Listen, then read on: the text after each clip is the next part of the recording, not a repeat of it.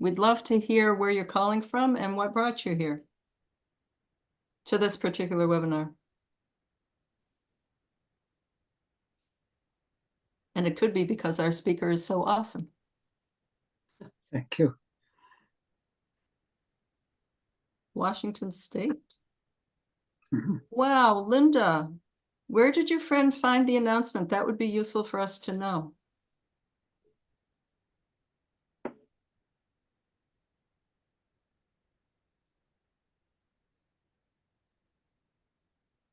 Oh, thank you, Mary.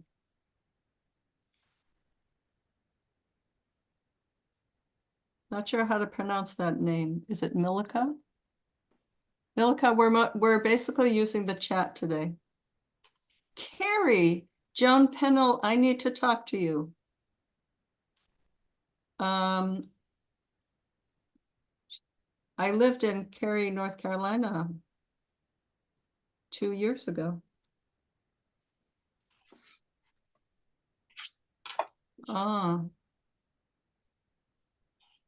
Cole, are we sending the publicity to the National Peace Action?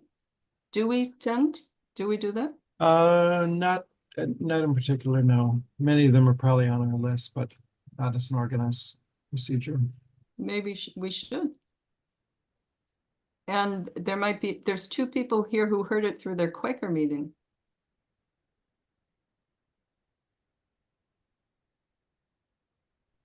So again, welcome everyone. We're just waiting 1 more minute for people to come on. And we'd like to know where you're calling from and what brought you here. Super, Milica, that's great.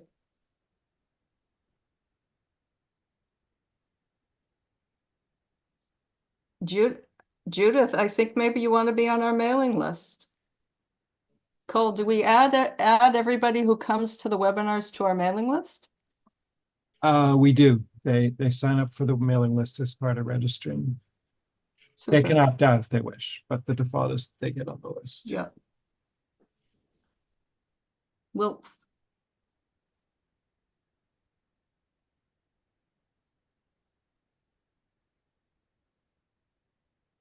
excellent, Edwina, thank you.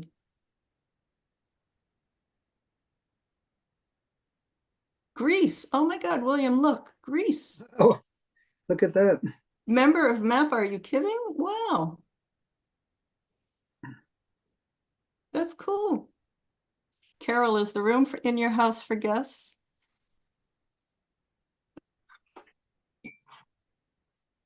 Okay. William, ready? I am. Okay, super. So good evening, everyone. Great to see you all. Thank you so much for joining us. We are delighted this evening to have Professor William Robinson joining us for this webinar. I'm just going to do a bit of an intro for him. I have to share my screen. Are you seeing that? Are you seeing Grace, you seeing that? Yep. So the topic, as you know, genocide in Gaza and repression at home, making the connection between them. And Professor Robinson is the Distinguished Professor of Sociology, Global International Studies, Latin American and Iberian Studies. It's a long title, William. He's written 3 books that I know of. So We Will Not Be Silenced, The Academic Repression of Israel's Critics, Global Civil War, love this, Capitalism Post-Pandemic, and The Global Police State. So the article that he wrote recently on, I think it's called ZNet Desk, is that right? Oh, here it is, ZNet Work. Yeah. Oh, I found it on ZNet Work. Yeah, it was reproduced. It's originally published in 2000. Oh, so Israel has formed a task force to carry out covert campaigns at US universities. That sounds pretty scary to me. So that was the article he wrote. And I put the link to, we can send out that. I think we did include the link in the publicity. So this was this was from his article that the Israeli news website Ynet News reported that the Israeli government has launched what appears to be a wide-ranging covert campaign to harass and intimidate students, faculty, and administrators into silence. And we are surely seeing that kind of harassment. Don't think we knew if it was totally covert, but he's going to tell us about that. And so some of the things that we've seen around this kind of repression of voices was the congressional hearing that you all saw. We've all seen this, of these 3 college presidents. And as you know, 2 of them resigned in the aftermath of that hearing. So Harvard's Claudine Gay, UPenn's President Elizabeth McGill, and the only one who's still there is the MIT President Sally Kornbluth. However, there have been more hearings since then. Maybe Professor Robinson will speak about that. I can't remember exactly who was. Shafiq, President Shafiq, right, from Columbia, was in a hearing. So there are 2 connected acts I wanted to share with you, which is that the House passed the Anti-Semitism Awareness Act, which is aimed to combat anti-Semitism amid this college unrest, which would adopt the IRA definition of anti-Semitism, which, as you all know, conflates anti-Zionism with, or criticism of the state of Israel with, anti-Semitism. And you can see that the bill passed there. I think it's waiting to come up in the Senate. It hasn't come up yet. And the second one is this proposed legislation. It doesn't seem to be a bill yet. The Columbia Act to monitor anti-Semitism at universities, which is absolutely chilling. So it would allow the Department of Education to hire a third-party anti-Semitism monitor. That sounds like Orwellian language, right? For any college or university that receives federal funding. So chilling stuff. So with that, welcome, Professor Robinson. We're delighted to have you with us. Thank you. Thank you so much. I'm really grateful to you, Abby, for reaching out to me, and to Mappa for inviting me. It's an honor to be here with you. I also want to give a shout out to my good friend Mata, who I know is zooming in. He's zooming in from Santa Barbara. And so I'm going to jump right into this. So there's no doubt that we are seeing a global intifada of solidarity with Palestine. And this is really an historic turning point. I'm going to suggest to you that the October 9 Hamas attack and the genocide that we've been seeing now for approaching 8 months is really a catalyst for something much bigger, which is going on. And what's unfolding, this genocide, is really accelerating the contradictions of a global capitalism, which is in deep crisis, and that crisis is getting deeper and deeper. The World Economic Forum has already taken notice and has called this a polycrisis of global capitalism at every single level. And so what we're seeing here is this convergence of genocide against Palestinians with this worsening crisis of global capitalism. Really, in the larger picture, the genocide is a response to this crisis. The legitimacy of the political system here in the United States, in Israel, and in most countries around the world, the legitimacy is cracking up. The system is losing its hegemony. This genocide has touched a raw nerve that really shocked the world, and it's an unprecedented outcry. But I'm going to suggest to you that it's touched this raw nerve because mass disaffection has been simmering and reaching the boiling point with the whole global social, political, and economic order. And it's this genocide which really lit the fuse. The explosions are now taking place. So, if we took the story back just a little bit, let's start the story in 2008. That was the global financial collapse, which really launched us into this larger structural and political crisis of global capitalism, which is getting more and more intense. And we've always seen these flashpoints of resistance and mass protest. So if we just looked at the United States, after 2008, we saw Occupy Wall Street. In 2011, we saw the Ferguson uprising. In 2014, then the flashpoint shifted to Standing Rock. These are like the leading edges of mass protest and resistance as this crisis has deepened. And then, of course, the 2020 BLM led mass uprising after George Floyd was murdered by police. And of course, I'm just referring to the United States, but this is worldwide. One flashpoint after another, one uprising, one mass protest moving after another. And what's going on here with this genocide now is there is a global convergence of protest against and resistance to it. So for quite a while now, the ruling classes have been fearing mass uprisings, and they've been preparing for them. There's a mass social crisis, a crisis of survivability, a crisis of social disintegration. Whole countries are collapsing. Sudan, Congo, the Haiti, the post-World War II international system is cracking up. We have unprecedented levels of global inequality. Many of you are probably familiar with this data that 1% of humanity controls 52% of the world's wealth, 20% of humanity control 95% of the world's wealth. So 80% of humanity has to make do with just 5% of the world's wealth. So things are simmering right below the surface, and they are already beginning to explode. These explosions already shaken up the Israeli political system. They're shaking up the whole US political system. Really, Biden is, with his insistence on supporting and backing this and endorsing this genocide, he's really handing over the presidency to Trump and accelerating this move towards fascism that we're seeing. Keep your eyes.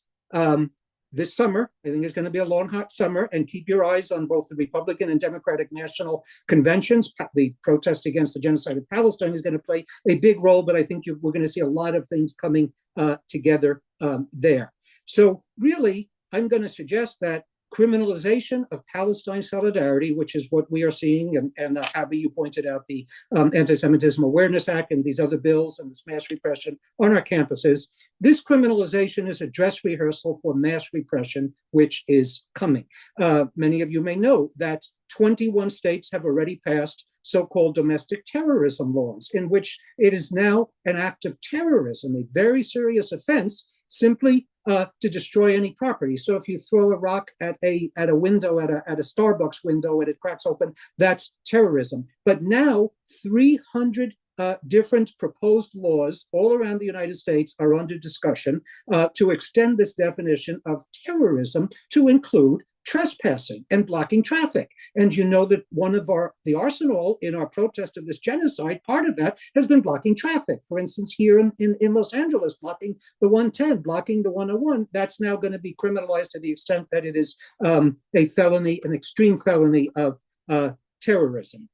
So really, it is not rhetoric just when we say that the fate of Palestine is really the fate of humanity. And the larger specter here is a descent into fascism. So this, I should have said at the beginning, I want to put out 5 discussion points, and then we move into questions, but also discussion and conversation with you. The second of these 5 points is that we are seeing this unprecedented crackdown. And the question is, why? The answer is because we're seeing unprecedented solidarity with Palestine. I've been involved in Palestine solidarity with 2009. That's the year that there was one of the earlier mass sieges of Gaza was Operation Cast-Lead. 1,400 Palestinians were killed, thousands more were injured. I denounced that on my campus, and for that reason, the Israel lobby went after me in a big way. So I've been involved in Palestine solidarity now for into the 15th year, and I've never seen anything like this whatsoever. One, the repression, but secondly, the incredible level of mass mobilization and solidarity. So Zionist hegemony is cracking. That narrative that Zionism has over the United States, and especially over the Jewish American community, is cracking. The data shows that 1/3 of Jewish Americans now no longer buy into Zionism and are opposing this genocide.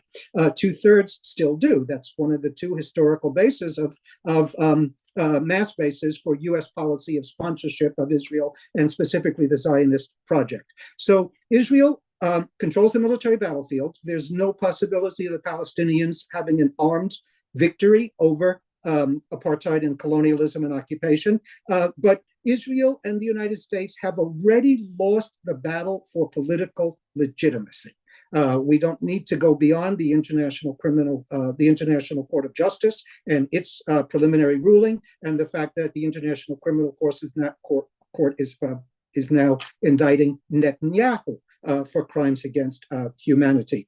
But what's going on here, this genocide is being live streamed. We are all seeing it, and it is cracking the hegemony of the Zionist narrative. So that's also where this task force, I'm not going to talk about my article because it's been out now for a couple months and it's readily available, but in the article I detail this massive covert operation to repress this Palestine solidarity, this opposition to the genocide, and it's on and off campus. That particular task force that was set up at the highest levels of the Israeli state, and by the way, the task force and the action plan, it states that they will keep covert the involvement of the Israeli state. So when you see police cracking down on our campuses, students getting arrested and so forth, that is coming from the highest levels of the Israeli and the US state. It's the university administrators that are doing the dirty work and the bidding for the Israeli and the US state and the corporations that are behind them in turn. It's absolutely shocking that, and the quote I'm about to read you is from Mossad. You may know that Mossad is the Israeli version of the CIA, the Central Intelligence Agency. They had the absolute audacity, Mossad, to tweet this directed at us on our campuses. And the actual tweet of Mossad states, facial recognition can determine whether you participated in pro-Hamas protests at universities. Your jobs and your degrees will be worthless. Your hiring opportunities will be limited. That is in a direct quote of Mossad directed at us, telling us, watch out, we're coming after you, and they are coming after us. So the Israel lobby, we speak about the Israel lobby, but it's really, that's a misnomer. We should find a better word because it's more than a lobby. A lobby is when corporations or particular interest group, they have their lobbyists on Capitol Hill and they go to the Congress and they want to get some legislation passed. This is something much broader, much bigger. This Israel lobby, it's embedded in US civil society, in the US political system, in the corporate order, in our universities. And the whole intent all this time of the lobby, besides making absolutely sure that the US government continues to have utmost sponsorship and backing, diplomatic, political, military, economic, of Israel, its apartheid, its occupation, its Zionist project, but also the other main goal of the Israel lobby is to create this chilling effect, this atmosphere where everyone is scared to speak out against what Israel is doing. And so this self-censorship has been quite effective for decades until now. Academics, politicians, journalists, all self-centered, but even activists, Palestine activists have been so scared that we have actually self-censored, but now that is being eroded. It's no wonder that the American-Israeli Political Affairs Committee, that's really the very nucleus of the Israel lobby, extremely powerful organization, but there's dozens of front organizations for Israel and the Zionist project. They are spending $100 million on these elections in the United States to get rid of legislatures and candidates that are opposing the genocide and to put in place those that will continue to sponsor and back the genocide and the Zionist project. So part of this whole thing is, as we've already discussed, criminalizing solidarity with Palestine. The Anti-Semitism Awareness Act is just one little plank in a much larger project of complete criminalization. I'm here in Los Angeles, and you've probably been following what's going on many of our campuses, but I want to go into slight more detail on what took place at UCLA just a few weeks ago, because it really shows what we are up against. That was, as on all of these campuses, these are completely peaceful protests. The students and faculty are 100% peaceful. So on the early morning hours of May 1st, International Workers' Day, the UCLA campus was stormed by these brown shirts, by these fascist stormtroopers. And they violently, for 5 hours, violently attacked the peaceful students. And we now know that those fascist stormtroopers included IDF, Israeli Defense Forces, former IDF military people. It included Proud Boys and other fascist groups. They went in for 5 hours. They violently attacked the students while the police pulled back, smiled and laughed and watched the whole thing. Then the next morning, the morning of May 1st, the California governor announced he's condemning the students for their violence, and he told the police to go in, and then the police do another round of beating and arresting these students who are now been expelled. So this is what's been going on our campuses, and I don't need to tell you here that this is the classical signs of the descent into fascism. That is what we are facing here. That's the second of my 5 discussion points. The third is that There's also something more going on here, and we're seeing the consolidation of the capitalist university, of the authoritarian university. So in the social institutions of any, I'm a sociologist, right? So I speak like one. The social institutions of any society are always going to reflect the particular nature of that society. So the university in a capitalist society always is a capitalist university, but now we are losing the autonomy that we previously had. We're seeing really the extension of the capitalist state to take over our universities. The US government and the US military has this ever greater presence at our research universities. And why is that the case? Well, because increasingly the universities are simply a brain trust for transnational corporate capital. The corporations outsource their research to the universities. So for instance, pharmaceutical corporations will give giant donations and finance the research of biology and chemistry departments so that they'll develop drugs that then the pharmaceutical companies will market and make billions in profit.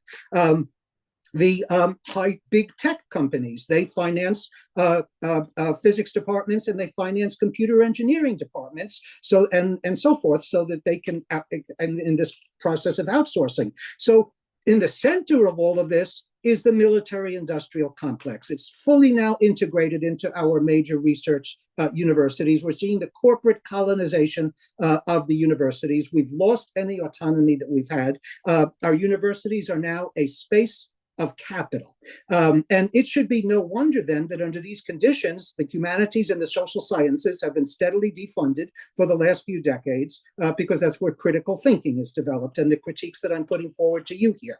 On my own university, University of California, Santa Barbara, some of the multi-million-dollar donors are Northrop Grumman, General Dynamics, Raytheon, Caterpillar, all of these giant corporations that are backing and making a killing off of their investments in Israel and their support for the Israeli project of colonialism, apartheid, and occupation. On my own campus, again, the University of California, Santa Barbara, we have the Institute for Collaborative Biotechnology, which is basically an extension of the US state onto our campuses.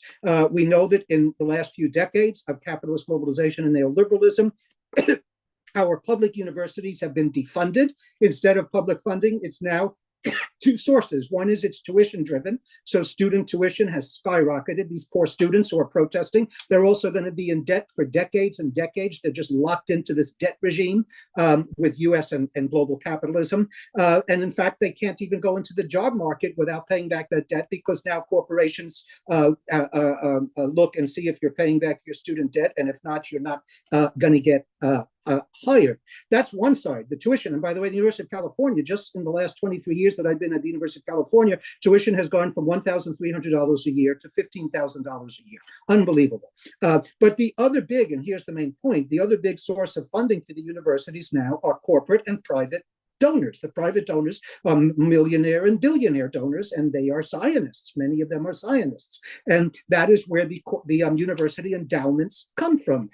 You put Abby, you put the picture, of the president of Harvard there being grilled by the congressional hearing, and so she was forced out. But she was forced out. I think Bill Ackman is his name, a billionaire Zionist, who actually withdrew $200 million from the Harvard endowment and said, and I'm not going to continue giving any money until she's gone and until you crack down harder on these students protesting this genocide. So that's what's going on. We're seeing this three-way fusion of the US state, the military industrial complex, the corporate order, and the universities. This three-way fusion: universities, corporate order, US state. Universities now are big business. They're big politics. So I'm saying all of this because now when we set up these encampments, when we protest the genocide, when we demand that our universities divest from corporations doing business with Israel, when we push the boycott, divestment, sanctions movement, we are threatening the highest levels of the transnational capitalist class. We are threatening the whole structure of the university industrial complex. And so now we get an idea of the threat we represent with our peaceful protest and why such extreme repression, which is actually escalating. I want to conclude this 3 of my 5 points by quoting something or somebody, and this might shock you, the quote. corporation, the giant multi-billion-dollar tech corporation, Palantir. It's based here in California in Silicon Valley. They signed an agreement with the Israeli Ministry of Defense, to supply high tech to the Israeli Defense Forces, including artificial intelligence. And I'm sure you're aware that the Israeli Defense Forces is carrying out this genocide through the use of AI. There's been completely exposed. So this corporation, Palantir, its CEO is Alec Karp. And he said on a recent interview about 2 weeks ago, this is an exact quote, he said, college campus protests are not a sideshow. They are the show. If we lose the intellectual battle, we will not be able to deploy any army in the West, ever. So those are the extremely high stakes, and it explains the extremely high repression we are facing. The fourth of these five discussion points is, the question is, why genocide? And also, why now? And again, there's a larger story that I can't get into in detail here, but all around the world, we've seen for the last 40, 50 years of capitalist globalization, this very radical restructuring and transformation of global capitalism. And part of that restructuring is that increasingly a major portion of humanity is what I call surplus humanity, simply surplus labor. 2 billion people have no role in the global economy and society. They've been expelled, marginalized, locked out, surplus humanity. And that surplus humanity represents a real or a potential rebellion against this system, which is leading to their death and their extermination of billions of people on the planet. That's the larger story, which I can't go into. But I want to point out here that there's no better example of surplus humanity than the Palestinians. The Palestinians now have no longer, what Israel has done since the 1990s and intensifying in the lead up to this genocide, has been replacing, see, when Israel was colonized and conquered, the Zionists conquered Palestine and turned it into Israel, they expelled the Palestinians, mass ethnic cleansing. I know that all of you know that, but they always still had a dependence on cheap Palestinian labor. So hundreds of thousands of Palestinians would go from the occupied territories of the West Bank and Gaza into Israel, and they would work on the agricultural plantations, in the factories, in the service sector, in construction sites, just like Mexican and Latin American migrants do here in the United States. And then they would have to go back home after the day's labor. So Israel saw that as a problem because they want to completely get rid of the Palestinians. So starting in the 1990s and accelerating in the last few years, there's been this importation of transnational migrant labor from India, from China, from the Philippines, from Sri Lanka, from Nepal, from Ethiopia, from Kenya, from all over that region of the world to replace Palestinian labor. So Palestinians have become total surplus humanity, just standing in the way of the Zionist project, standing in the way of transnational capital accumulation and access to resources in Palestine. So all of these pressures for genocide then against surplus humanity have been building up, and they finally explode in this Gaza option, in which it's really, this genocide in Gaza is a real-time alarm bell that genocide could now become a political tool for resolving the ruling class problem of surplus humanity. What do you do with surplus humanity? And we are seeing in Gaza a radical new stage in ruling class modalities of control. We're seeing really the creation of this supermax prison geographies. So some of you may know that El Salvador just a year ago, March of 2023, opened the biggest prison in the world, 40,000 young people being locked up in El Salvador, 40,000. And that's all surplus humanity, surplus labor, young people that have no opportunity to study, much less to get a job. And so then following the opening of that supermax prison of 40,000 people, Brazil, India, China, Thailand, these countries announced they're going to open these massive prisons. Whole cities are just prisons to lock up surplus humanity. But the most chilling case here is all of Gaza. Gaza is nothing but a supermax concentration camp of surplus humanity now being eliminated. So this is a potent symbol and a warning for what awaits surplus humanity all around the world. And I want to conclude this fourth of these five talking points with one other aspect here, and that is that you might say that wars and repression and genocide are bad and horrible. Yes, they are, but they are wonderful for transnational corporate capital. And this is what I call militarized accumulation and accumulation by repression, meaning you carry out wars, you repress people, and that is very profitable. So you like doing it to make money. So that is why when Russia invaded Ukraine in 2022, that was a disaster for Ukrainians, disaster for Russians, disaster for much of us humanity. However, it was an incredible boom. It was a gift to the transnational corporate order, and especially the military industrial corporations, which are fused with the giant tech corporations and fused with global finance. So that's the block of ruling class capital. And it is no wonder that a leading spokesperson and a consultant for all of the different military industrial corporations that are now supplying these weapons to Ukraine after the invasion, he said, well, this is great. Happy days are here again. That's the exact quote. And it is no wonder that when the genocide started in Gaza, a spokesperson, one of the chief officers for Goldman Sachs, a giant global investment company that has massive investment in Israel, she declared, and I'm quoting her, "This is excellent for our portfolio."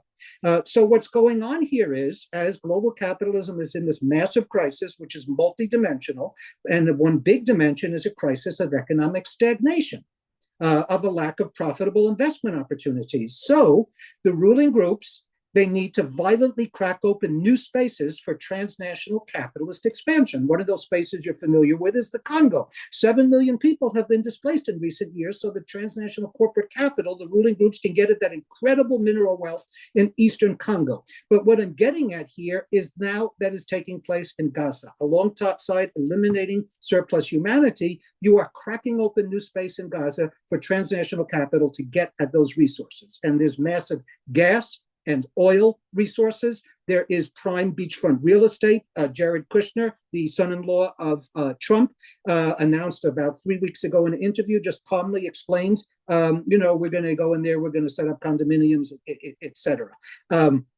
So these are transnational wars to seize resources. And in order to seize those resources, you need to exterminate surplus humanity. You need to contain any possible revolt. So you may not know that right before October 7, the Hamas attack, Saudi Arabia and Israel were about to normalize relations. And already a number of the Arab regimes who are no friends of the Palestinian masses, these Arab regimes several others had already normalized relations with Israel, like Egypt, of course, going back years ago, and Jordan, but also United Arab Emirates, Bahrain, Morocco, and others. So the Saudi-Israeli normalization was supposed to be the crown jewel in this whole normalization, and it was supposed to open all of the Middle East and North Africa to this massive transnational corporate investment and profit making.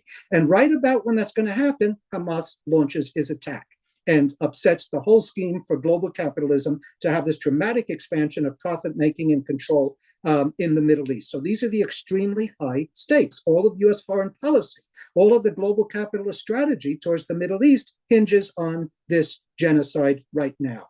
Okay, and finally, the fifth point, again, these are just discussion points for us to then have a conversation here, but I cannot end without saying what is to be done here. And I don't have the answers, of course. That's our collective discussion, and that's being answered on our campuses and off our campuses, in the streets, and so forth. But I do want to say that the global correlation of political and class forces hangs in the balance of what happens with this genocide. This genocide is successful. It will pave the way for fascism around the world. Or will our mass struggles to resist that genocide be successful and hold back the tide of fascism? So the stakes for humanity are extremely, extremely high. Let us remember that World War II, and we won't survive a World War III. World War II did not really begin in 1939 when Germany invaded Poland. That was the formal opening. But the real battle was before that. It was 1936 to 1939 in Spain, the Spanish Civil War.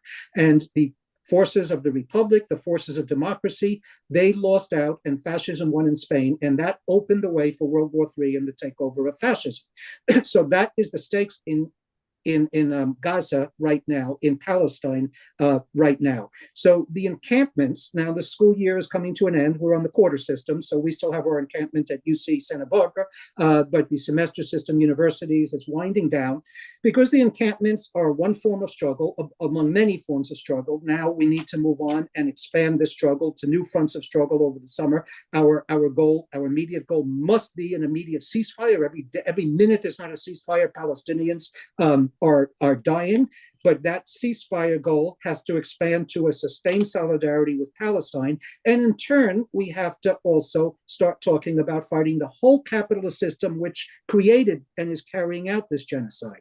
The whole capitalist system, which in the larger story actually created Israel. We can talk about that in the conversation. So we need to talk about working class struggle linked to struggle of solidarity with Palestine. And one of the big absences here has been the labor movement. Imagine if we saw port workers that would refuse to load weapons onto the ships. So we need to make the connection between the student movement, our movement in the streets, and the unions and the working class. So I just actually stop there. There's much more to be said, and all of that is for our discussion. Wow. Well, oh my gosh. Well, that was a superb analysis. So many great connections that you made for us. Personally, I just want to climb into bed and pull the blanket over my head. Cole won't allow me to do that. But it's scary stuff. It's so scary. So folks, as you begin to think about your questions, would you post them in the chat?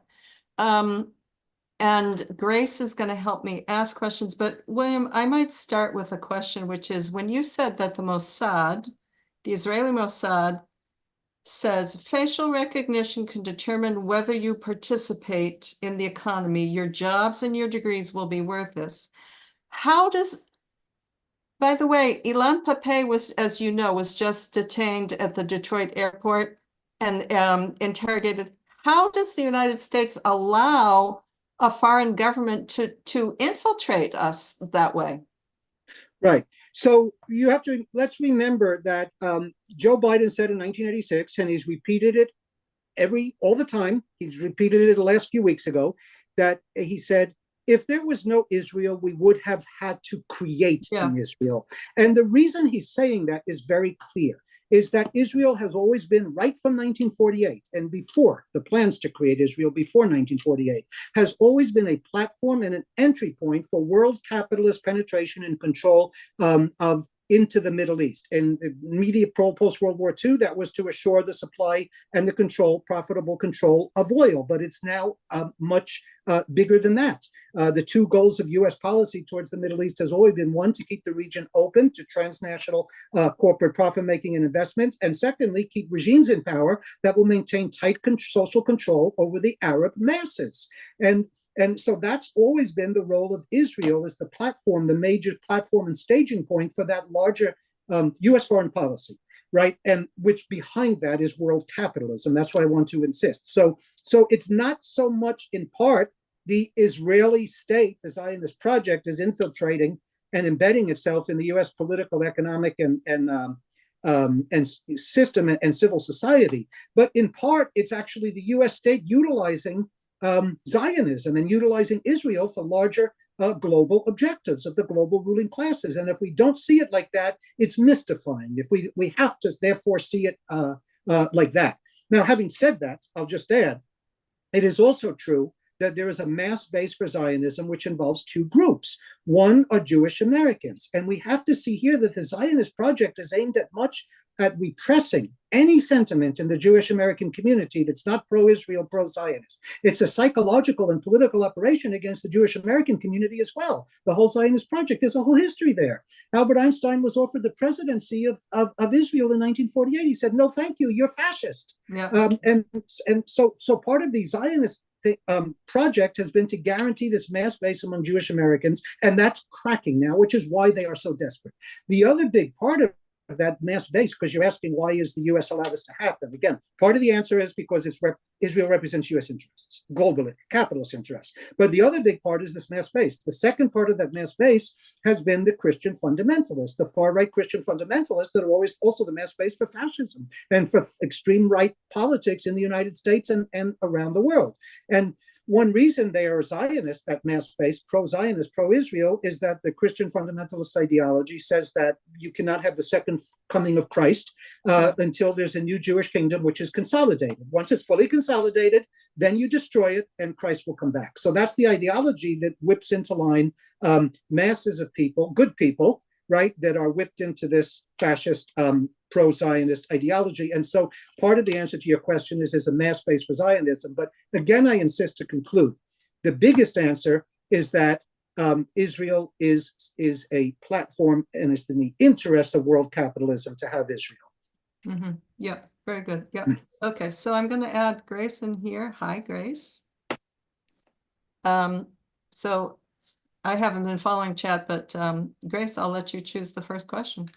Sure. Yes. So we have a question in the chat that is asking, did the following uprisings, including the Arab Spring and occupying Wall Street, have any long-term effects? Yeah, great question. So they haven't had the long-term effects in the sense that they haven't changed the system. Right, Occupy Wall Street, we wanted to change the whole system. We still do, as we speak here.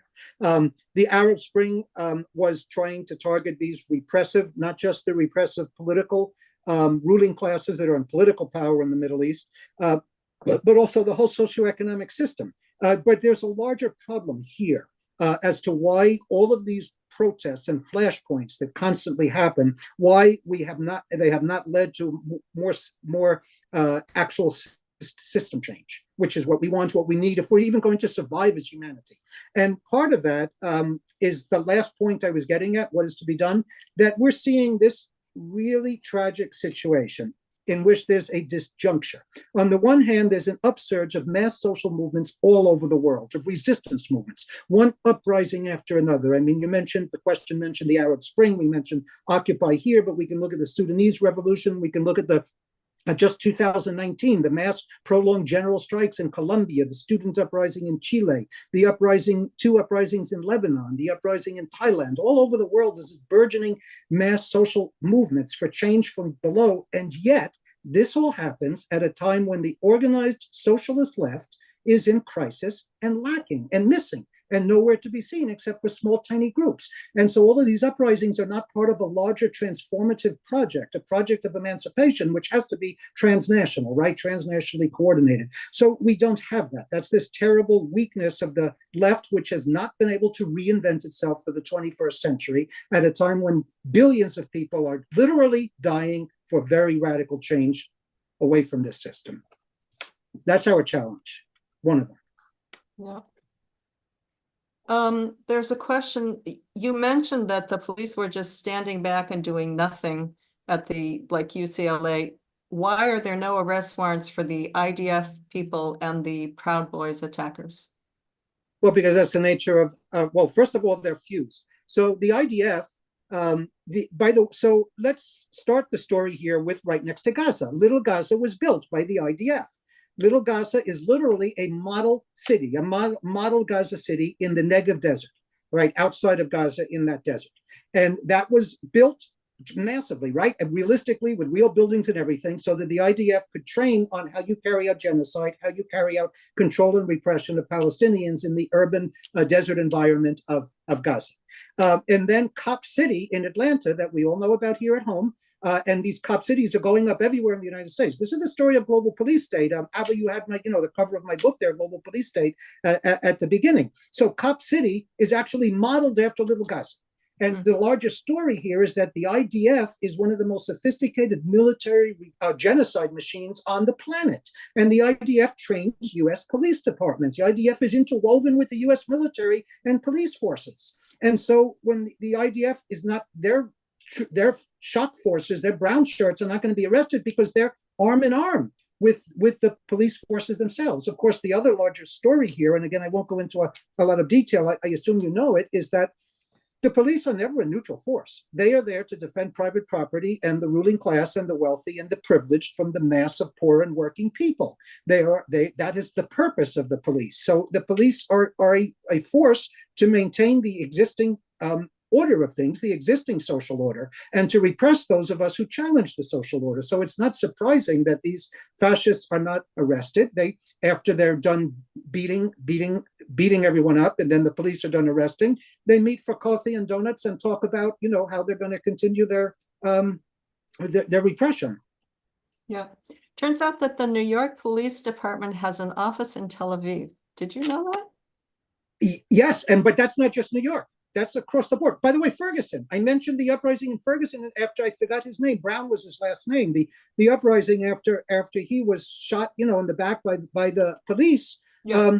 It was remarkable, the transnational connections, because on the one hand, Palestinians came and said, listen, let us help you in this uprising in Ferguson. Let us help you at explaining how you resist tear gas and how you can protest here, because we have experience with the repression and occupation of Israel. But the other link there with Ferguson is that the IDF trained the Ferguson police. And there's something else I want to point out. It also came out in the New York Times that the millionaire and billionaire corporate executives in New York City, I forgot the name of the mayor in New York, but had a chat with him. Yeah, Adams had a meeting with Adams and said, we're going to finance you. We're going to finance your re-election. We got you back financially. Don't worry. You now are going to send the police in to crush the uprising at Columbia University. So here we see this connection between the repressive forces of the state, the transnational corporations, right, and Israel. It all comes together. Nice. Wow. These connections, I mean, I've been, working on this with MAPPA for months. Obviously, you've been working on this for years, but these connections I've never heard of before, so it's really important to understand and know about them. But we have another question in the chat asking, has there been any significant success in U.S. history of university and labor alignment? Is that something we can refer to and draw on? And I think this is especially prevalent for us students who really just don't want an end to the genocide and the occupation in Gaza, but want systematic change. Right. Sure. Fantastic question. And of course, we could spend an hour or more just on that. So I'll be brief because I know we're limited on time. But I want to say two things in that regard. The first is a number of people have said that this is a 1968 moment because, in 1968, the students took over Columbia University in the context of this mass uprising against the U.S. War against Vietnam. But there are very important differences in the sense that students that were able to go to the university in the 1960s, most of them could look forward to stable employment after they graduated, through a good job, a professional job, or at least a technical job with technical training, stability, and good standard of living. That was the promise of post-World War II university education, and that was the situation in the 1960s. Today, that's not the situation. Today, the students, undergraduate students today, are future precarious workers. Future workers that you're going to get a whole degree and you're going to be a barrister at Starbucks. You're going to work in an Amazon warehouse. And that's undergraduate students. I mean, a PhD these days gets you poverty wages. 7 out of every 10 university courses are taught by people with PhDs who are adjunct professors now, precariatized. This is the new precarious labor relations. And so 7 out of, so you get a PhD, and you can teach year-round as an adjunct professor on contract, and you live below the poverty line. The reason I'm mentioning all of that is it's not just Student-Worker Alliance, is that students are workers, either workers now or future precarious workers. So it is a portion of the working class are on our campuses. That's one. The second thing I want to say is something remarkable is happening at the University of California. And that is that both the graduate students and the researchers, that they refer to themselves now not as graduate students, but as academic workers. That's good. They're identifying as workers with a class consciousness. They organized through a successful strike in I forgot, was it last year or a couple of years ago, to be organized into the UAW, the United Auto Workers. And the United Auto Workers, the chapter which covers like 50,000 academic workers at the UC system, the University of California system, they have just voted and 80% approved to go on strike, to say that the repression by the administrators against the students is a violation of our labor rights. And so the strike already began at University of California, Santa Cruz, and it's going to spread to other campuses. So we are seeing that. But your larger question, of course, is how do we make those connections with the broader labor movement? And that's a challenge we face. Of course, we're facing corrupt union leaders. That's nothing new, right? That's whose real job is to contain worker struggles from the grassroots rather than lead worker struggles from the grassroots. So I don't have the full answers to that, but here you have a situation where hundreds of billions of dollars are going to Israel and Ukraine and elsewhere, and those hundreds of billions could go for workers' education, for workers' healthcare, for workers' stable employment, et cetera. So there's a direct transfer of wealth from the working class, organized or not organized in the United States, towards these projects of global capitalist domination. So we have to draw out those, make those links clear. But again, this is a collective discussion. How do we move forward? I don't have the answers. I have the analysis, and then I have my political views on, what we want to think about and coming up with the answers. So a few things. People, I'm sorry we're not going to be able to get to all your questions. Professor Robinson, if we go a little bit, would you be willing to stay a little past the hour? Oh, for sure. Yes, I'm at your disposal. Oh, thank you. So we might get to some more questions after the hour. And then what I'd like to do is give you one more question now and then pause for a minute so that I can give the audience an action to take. So can we do one more question, get your answer, and then, yeah. Okay, so I think we spoke about the Mossad, but there's a question about, could you clarify how the infrastructure now attacking protesters is connected to Israeli intelligence? Yeah, so first of all, Israeli intelligence is interwoven with US intelligence. And secondly, the Israeli intelligence and the Israeli state, it's connected with there's many layers of connection here with the US State Department, with the Department of Justice, with the Department of Education. So let me give you one example. The US rulers, well, it doesn't matter which party you're at, together, Democrat or Republican, together with the Israeli rulers, the Zionists, and including the intelligence, they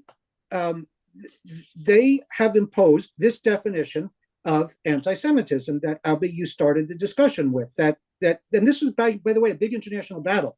The IRA, the International Holocaust Remembrance Alliance, that started as a good thing. It was initially formed by the Prime Minister of Sweden, and it was to commemorate the Holocaust, but almost immediately it was hijacked by Israel and by the Zionists, right? And they used that as a forum to impose this new definition of anti-Semitism as anti-Zionism.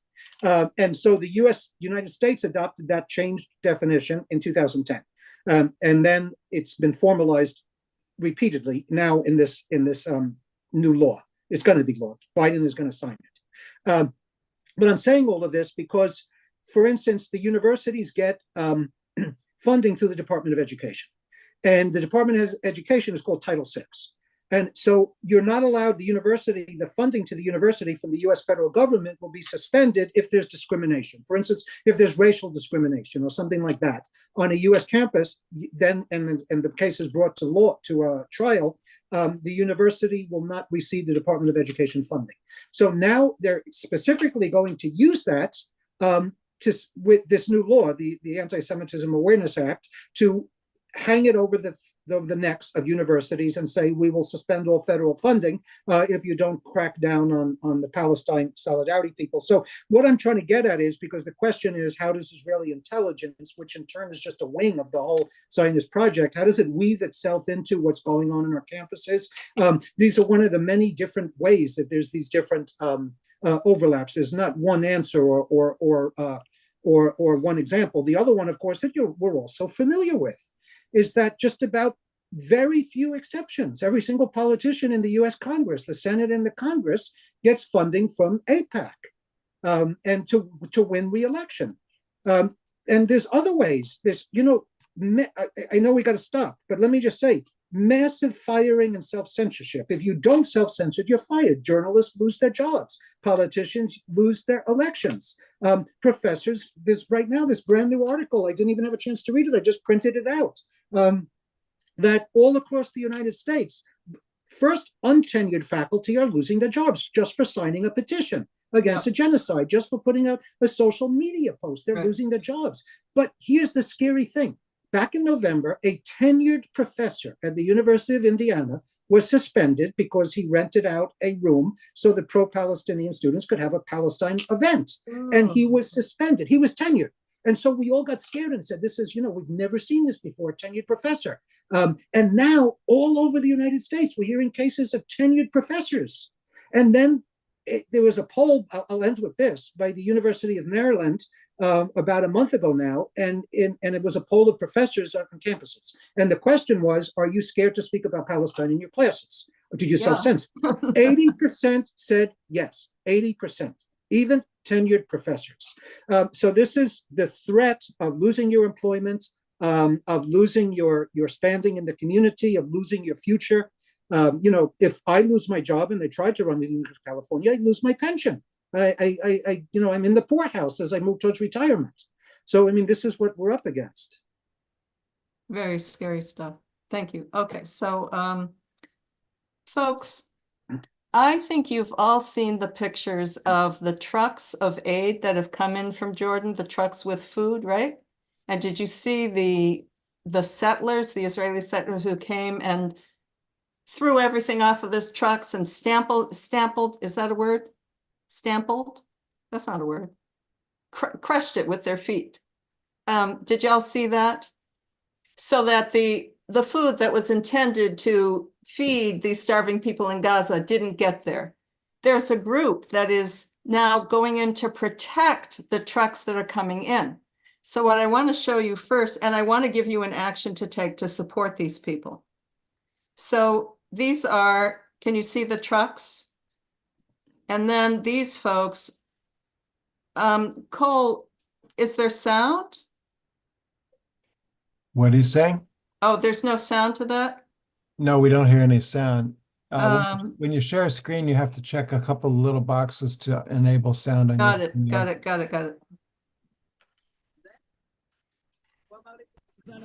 Okay, are you seeing it now?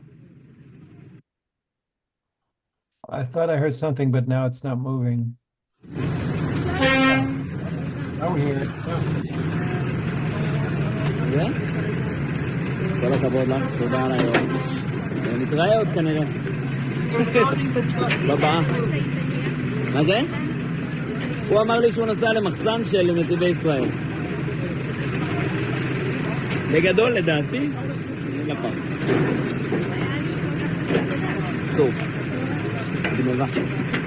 Okay, I think you get the idea, right? Grace, right? Okay, so I want to give you an action to take to support these people. They're called the Humanitarian Guard. They're part of an Israeli organization called Standing Together, which is Israelis and Palestinians standing together, to support the Palestinians. So this is the Humanitarian Guard defending the aid convoys. You see the donate button there? So I'm going to put this link in the chat box. If you have some money to spare to help protect those aid convoys. Okay? Okay, Grace, you got the next question? Yes, I do. Our next question says that the repression against student encampments nationwide was rapid and draconian in most places. How did the power structure coordinate their response, and where is that strategy decided? Right.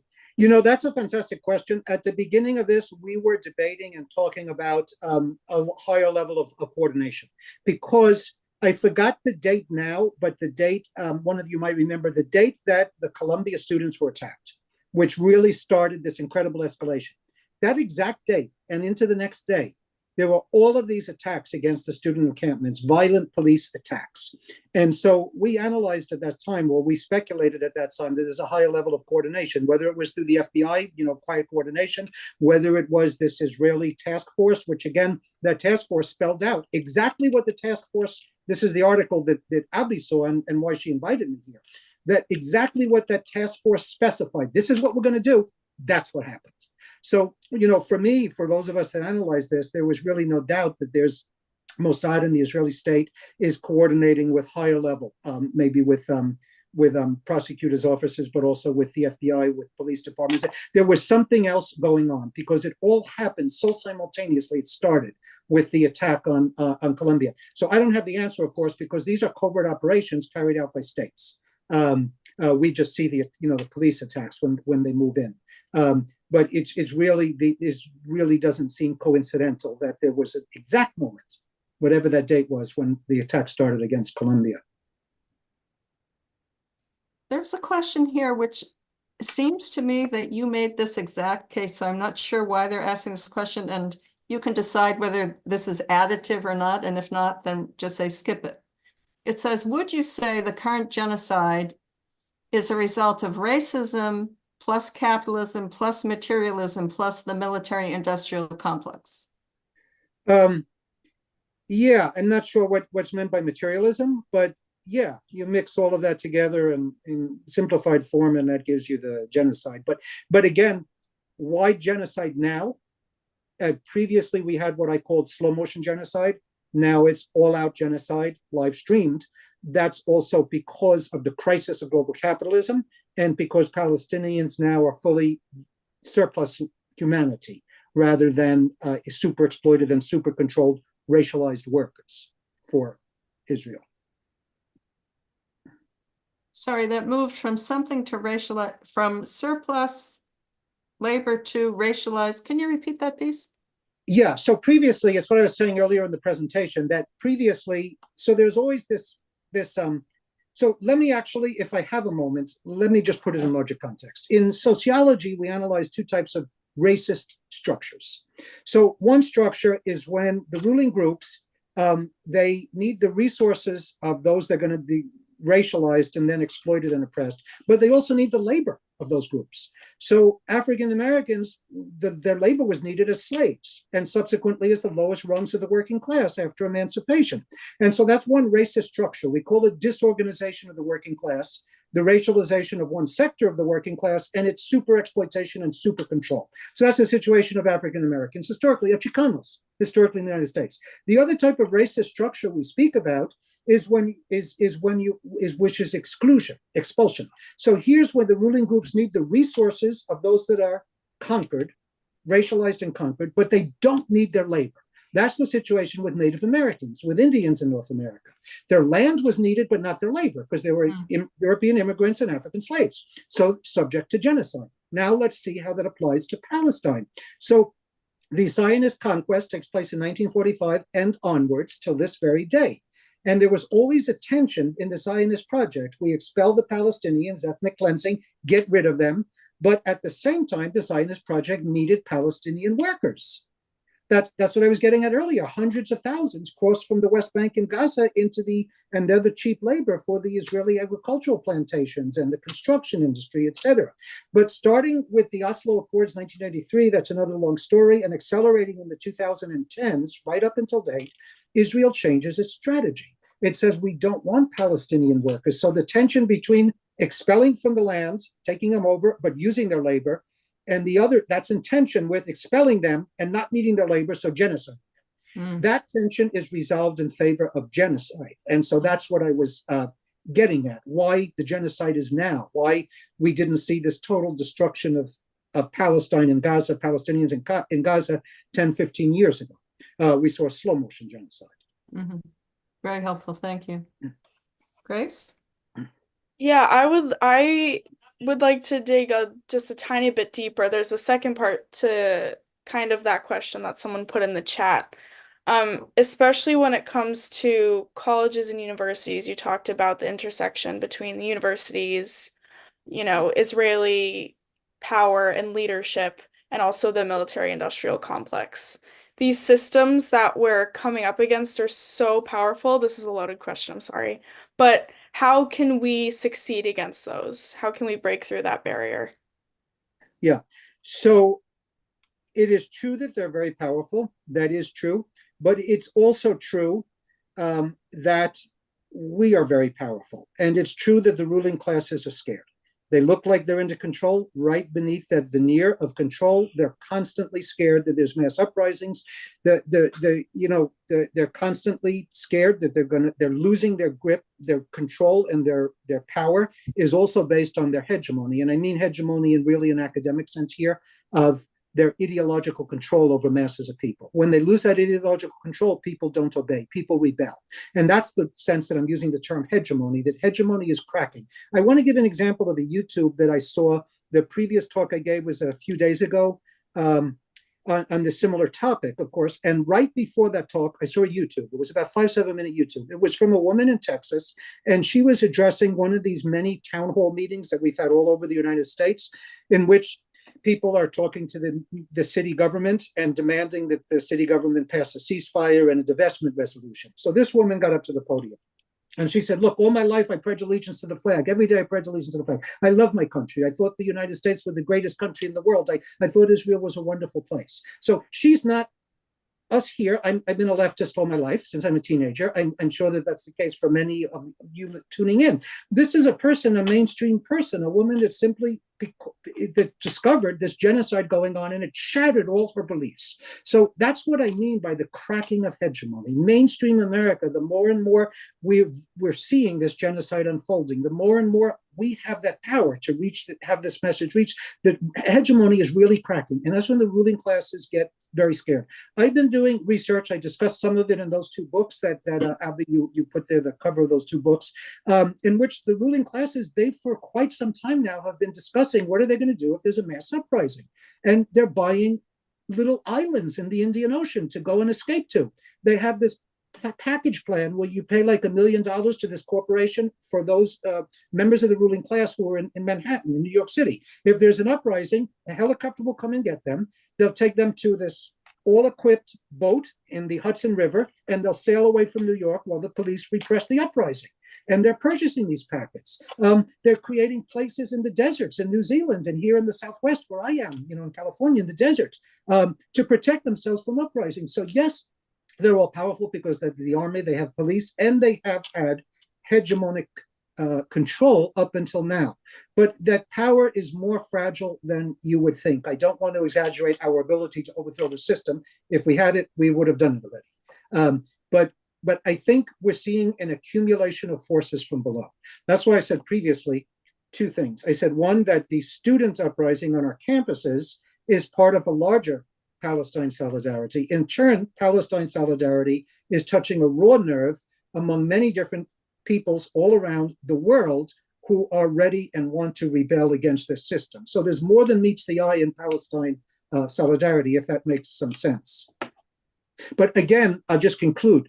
We do need, some of you may disagree, but we need an organized, socialist-oriented left to link all of these different struggles, not just Palestine solidarity, to link them and to channel them connectedly into a larger project of emancipation from global capitalism and its extermination impulse, which is now unleashed. Wow. It just sounds like this dystopian future that's described in these novels that I never wanted to read because they were too scary. Professor, the repression against student encampments nationwide was rapid and draconian in most places. How did the power structure coordinate their response, and where is the strategy decided? Yeah, that was similar to a question asked previously with a slightly different angle. So one is that, and again, this in that book, Global Police State, but I'm not the only one researching and writing about this, is that we see the different police departments, but the coordination and the building of a global police state and its US component here in the United States has been going on for quite some time now. When the encampment at UC Irvine, University of California, Irvine, was crushed just last week, let's see, today's Wednesday, so that would have been the end of last week, some 15 different police departments converged almost instantaneously. Like there was the California Sheriff's Department, there was the Irvine Police, there was the campus police, there was the Orange County Police and Sheriff's Departments. They all converged instantaneously. So this is part of the militarization, the creation of a global police state. It's not rhetoric. It's how a system which feels itself threatened, a system which is based on ever more unprecedented inequality and coercion, how the system can defend itself. It requires sophisticated coordination and the development of this very sleek police state. So I don't know how else to put it. But again, I also want to say that the coordination comes down from political. Like, it's not the police departments that say, now it's time to move in. The police departments gets the order. That's why, let me go back to one other point. And sorry, you asked questions of professors and then we talk too much. But let's go back to the BLM uprising and see something that happened here. Now, it was in the middle of the pandemic, you'll remember, and a couple things happened. But I went to two of the mass protests here in Los Angeles. The first one, I was tear gassed along with everyone else. There were thousands and thousands of people in downtown LA. I've been tear gassed many times in my life. I'm a little too old for that now for health reasons, but that was the first. And then the second time I went, I held back a little bit, but the National Guard was there's 20 National Guard troops on every single corner in downtown LA. So I talked to the young people. I have nothing but admiration and respect for them. That was the single biggest mass mobilization in the history of the Western Hemisphere, believe it or not. 25 to 30 million people, largely young people, took to the streets in a matter of weeks. Right, unprecedented. But almost every young person I spoke with had one slogan: F the police, F the police, F the police. So I concluded their heart's in the right place, their class and social interest is all in the right place, but they're not seeing the larger picture. They lack political education, a more political, theoretical understanding of the system we face, because the police are just the visible front line. The orders for what the police does comes from corporate boardrooms. It comes from foundation rooms. It comes from highest level government offices. We don't see that in the streets. We just see the police. So we have to see, when you're asking how is this all coordinated, that the police are simply an instrument, right, of the ruling class at a time of crisis and a time when there's actual mass rebellion and the threat of a much more extended mass rebellion. So I think part of our big strategy here is to dramatically expand political education, right? I don't want to talk anymore because I'll take up too much time. So Grace, maybe the last question? Sure. This might, we'll end on it. We'll see how it goes. But this is one that I'm also curious about. Do you think that the pro-Palestinian protests will fizzle out like other protests or movements in the past? Right, that's a great question and something I hadn't given any thought to. Well, one, of course, I hope it doesn't, but that's why I was also saying this is a three-stage thing, right? The first stage is a ceasefire. And of course, my fear is that you'll get a ceasefire. It won't mean anything for Israel unless there's massive pressure, which is permanent, on Israel as part of a larger struggle against Zionism, against the Israel project. And of course, when we say from the river to the sea, Palestine will be free, we're talking about all people there, including the Jews that are there. No one's saying the Jews should leave Israel, but all of that land should be free for all people. But what I'm getting at here is that if we just stop at a ceasefire, and we urgently need that, that's our immediate goal. The sooner the better. We'll stop the pressure for 1 minute. All Israel will do is just wait 6 weeks, wait 6 months, and then reinitiate genocide. So that's why there's a three-stage process here. The first stage is get that ceasefire, and the way we do that is by elevating the political costs on the US state so that it costs more to not push for a ceasefire than it costs to push for a ceasefire, right? We have to elevate those political costs for not having a ceasefire on the US state, not the Israeli state. Because the US state, from now to tomorrow, 12 noon, the US government could have a ceasefire in place if it so wanted.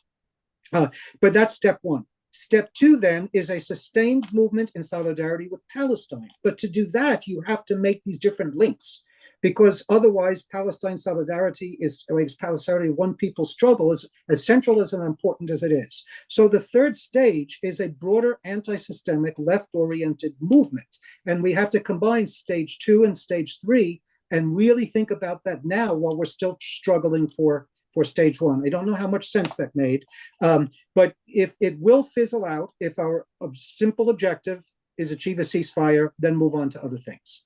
So we can't do that. you know, there's still 53 people here, so I'm just going to ask this question. As you meant, I think you mentioned, and we saw that Ireland, Norway, and Spain plan to recognize the Palestinian state. Considering that they are part of global capitalism, how did they get away with doing this? Right. See, no, it's another great question. So, and again, my answer is shorter than I would like it to be, just because of time. But there's two things going on. One is that, remember, there's this organic strategic integration of the U.S. with Zionism, which is much stronger and of a different nature than is the relationship of Zionism and Israel to these other capitalist powers. It's absolutely correct that Spain, Ireland, and what was the country again? Spain, Ireland, and Norway. Norway. Right. Those three countries are capitalist countries. They're actually core, what we call in sociology, core countries, right? They're the rich countries of the historic cores of centers of world capitalism. That's absolutely true. But we have to remember that global capitalism has a broader objective, which is to maintain the whole Middle Eastern region open to the flow of investment capital, open to the flow of exploiting Middle Eastern labor and having access to those resources, and open to controlling the Arab proletarian masses, right? So that they never have an uprising. So those are the larger objectives. And there's other governments which are less beholden to a mass Zionist base in their countries. And they have a larger strategic vision, and they have less of a stake in having to specifically defend this genocide than the US state, with its very special relationship as the core sponsor of Israel. The other thing, of course, I mean, there's a largest, I said I wasn't going to speak too much, and so there's a lot more to say, but there's also working class movements have historically been much stronger in those countries. That remember that Ireland had a movement against British colonialism, but it also has a more organized working class. Spain has all of these countries have much stronger. The weakest proletariat, proletarian movement, we have to use that language of the working class, by the way. It's the other thing I want to say. We're not going to get anywhere if we don't have a class consciousness, right? And use the language of class struggle, the proletariat. So those countries have a much more organized and more militant working class than in the United States. And so that means there's a different type of pressure on those states than we've been able to exert here. We got to pick up that, the ball of working class struggle. So that's part of it. Again, if it was under other circumstances, I'd like to elaborate on my answer, but I think it's a very important and very meaningful question. We are clearly going to have to sign up and attend your classes. By the way, Ireland and Spain, at the very least, are more collectivist societies than the United States and Norway, which are more individualist. So I think we're going to wrap up here. Grace, thank you so much. Folks, I'm going to ask you to post your appreciations for Professor Robinson in the chat so that he can see how much you appreciated his talk. And we'll send that to you. Thank you so much for being with us, for sharing your knowledge and expertise, your very comprehensive analysis. We clearly have a lot of education that we need to do to educate ourselves. I hope that you're seeing the appreciations here. And before you go away, don't go yet. Cole, I think I can do this, which is, there's a way to do this, to let people unmute themselves. Oh, yeah. So you all, I've just done that. I think you all can unmute yourselves, can you? And say out loud, your thank you out loud. Thank you, William. Thank you, William. Thank you so much, everyone. Thank you so much for inviting me. I would like to contact you to continue discussing this, because That's what separate, your presentation. Jeffrey, separate. Sorry. Yep. Sorry. Thank you so much, Professor Robinson. Incredible. Thank you to Mappa. Thank you so much. Viva Palestina. Thank you. Thanks everyone for coming. See you next time.